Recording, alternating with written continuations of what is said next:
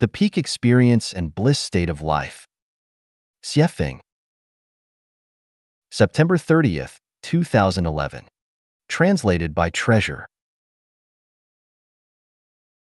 The prestigious American psychologist Abraham Harold Maslow has presented his theory of the hierarchical needs of life, in which he postulates that self-realization is the highest need of one's life, that the most perfect symbol of obtaining the highest need is peak experiences, and that his definition of it is a strong identity experience. I will summarize the following 18 characteristics of its specific intention here. Everything blends into one harmonious and integrated whole. Becoming an integral part of nature by losing oneself and melting into it. Being in the best state as when a river flows vigorously. Being good at what one does and handling things with great facility. Being full of confidence as if all can be conquered. Being free from suffering and optimistic about everything. Being as unsophisticated and pure as a newborn baby. Being flexible and tactical and improvise at will. Being unique by blooming one's own nature fully. Being absorbed in the present.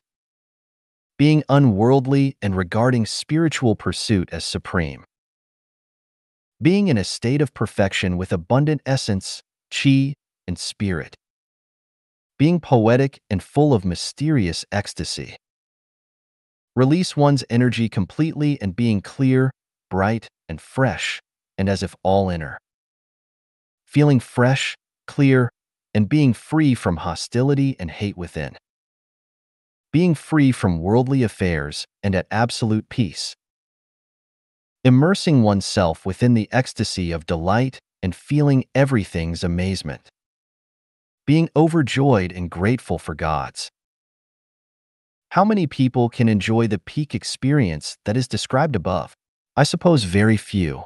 What is that wonderful state that obsesses you and makes you lose yourself and meld with the outside world feel like? Consider the following descriptions. I feel like I am in heaven. I have a vague sense of vertigo, that exciting warmth, fullness, wetness, and power. I feel extremely excited and out of breath. At the same time, my head becomes as light as a feather, as if I were dreaming with a vague, distant voice in a stagnant moment. Joy, pleasure, excitement, and thrill all make me madly joyous. I feel so terrific, seems in my body's best state. I feel as if I were awakening into a new life which had just begun at that moment. It felt wonderful, almost unbearable ecstasy for human being.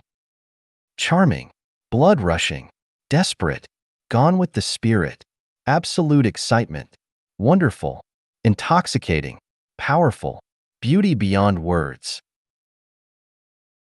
In some aspects, my libido awakens me and gives me a chance to transcend myself, awakening from the dense fog of daily life and being. I feel as if being away from my flesh, from my spirit, with no care for everything that matters to my daily self. My life stays here like the eternal, but all in one instant, tasting the sweetness and beauty of life, blending into each other mightily. An amazing feeling, my own self-existence in another dimension, floating and melting from the supporting point of my life. A sudden gush of roaring fire, strong, devouring, wonderful. A pleasant, refreshing, irresistible sensation, growing until it becomes a rapid, high-altitude, screaming rocket with blast-like pleasure appearing in my sexual organs and then radiating throughout my entire body while everything else is gone. My inside feels full of vitality. Its strength, wetness, heat, and intensity feel wonderful. For almost the complete time, all sorts of burning, wonderful sensations radiate from within my thighs as if everything around me has ceased to exist and I am completely immersed in this wonderful feeling. Until now, I haven't found a more wonderful feeling in my entire life. The sensation is an utter immersion without willpower and disconnected from my mind. It conquers me completely and occupies my body. The best word to describe this physiological sensation in terms of its destructive overall effect is temerarious. The only physical feeling that I can equate it to would be some forms of stiffness and tension, and also the indistinguishable internal explosion of the parts of my sex organs. My body tightens gradually, my feeling reaches a steep peak of bliss, and then I reach an extremely joyous high plateau and let sharp screams out and slip across this feeling of bliss peak. Then my body convulses violently 5 or 6 times, sharply and intensely at first, then more bluntly, slowly, and gently. The descriptions above describe the peak experiences of reaching sexual climaxes. In his investigative report spanning 5 continents, Maslow stated that there are 2 methods for mankind to acquire peak experiences. One is sex, the other is music.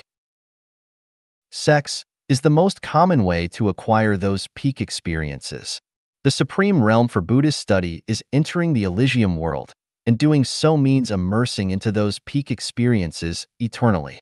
In order to enter the Elysium world, one must achieve an enlightened heart that is perceptive of nature, for Buddha is nature and nature is Buddha.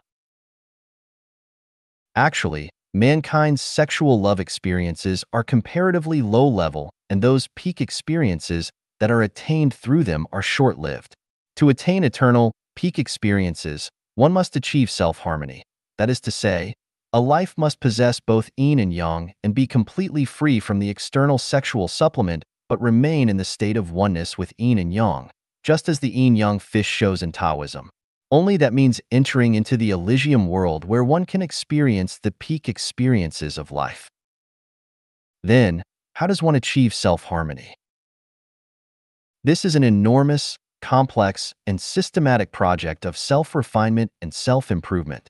What I do each day is to guide Chanyuan Celestials to develop towards self-harmony. To recap briefly, in order to achieve self-harmony, you need to meet these 4 requirements. You must de-weed your soul garden completely. You must pay back all your debts from all of your past lives. You must accumulate enough merits and virtues in heaven.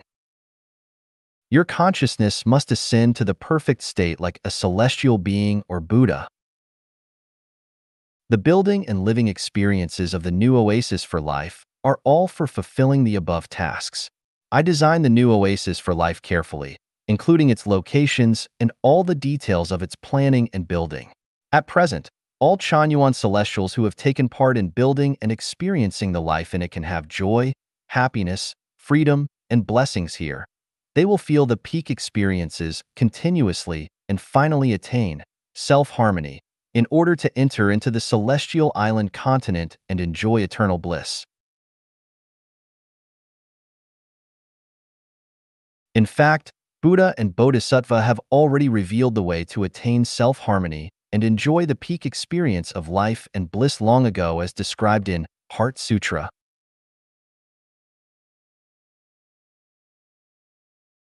When Bodhisattva Avalokiteshvara, Lord who looks down with compassion, attained enlightenment through his profound wisdom, he realized that all forms, feelings, thoughts, behaviors, and cognitions are only illusions. With this realization, he moved beyond all suffering and difficulty. Sariputra.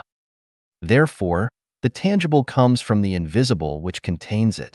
There are no essential differences between the two, and the same applies for feelings, thoughts, behavior, and cognition. No matter which of the above, none of their natures have birth or death, being or non-being, defilement or purity, or increasing or decreasing. Therefore, the nature of the world and of life is invisible. Neither any individuals nor any of their sensations listed above really exist. Thinking and our physical perceptions of seeing, hearing, smelling, tasting, and feeling mislead us into our illusions and apply questions to our cognitions about good versus evil, ego versus non-ego, wise versus unwise, life versus death, and attainment versus non-attainment of supreme dharma. All of these perceptions are only illusions. The Bodhisattva relied on the wisdom that could bring him to the shores of freedom. He was entirely free from worry and thus overcame all fears and all that upset him, leaving behind this distorted, illusory world and ultimately attaining nirvana.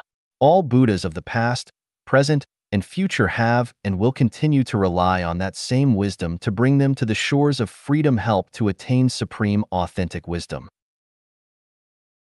Therefore, know that wisdom that can bring us to the shore of freedom is a great spiritual mantra, a great bright mantra, a supreme mantra, an unequaled mantra. It can remove all suffering. It is genuine and not false. It reads, "Go, go, go. Go to the other shore with transcending wisdom. Go to the realm of freedom. Go to attain enlightenment soon. Just go." Finally, I want to repeat the last words of Heart Sutra. Go to the other shore with transcending wisdom. Go to the realm of freedom. Go to attain enlightenment soon. Just go.